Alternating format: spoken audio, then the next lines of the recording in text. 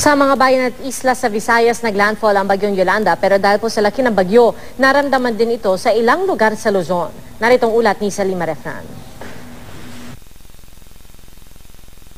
Kuha ang mga letratong ito kaninang umaga, isang araw matapos maramdaman sa Coron, Palawan ang bagsik ng bagyong Yolanda.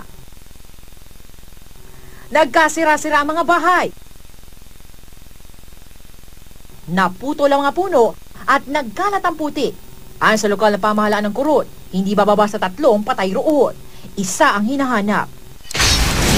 Sa Legazpi City sa Albay, nawasak ang mahigit 50 bahay dahil sa storm surge sa kasagsagan ng pananalasa ng bagyong Yolanda. Inanod ang ilang bahagi ng mga nasirang bahay.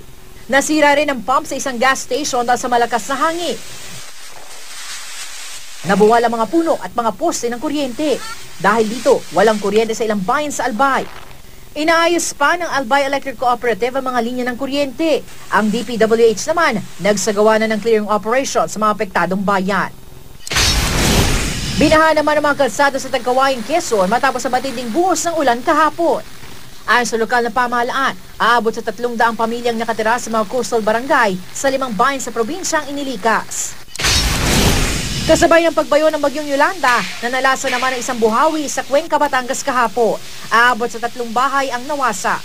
Salima Refran, GMA News.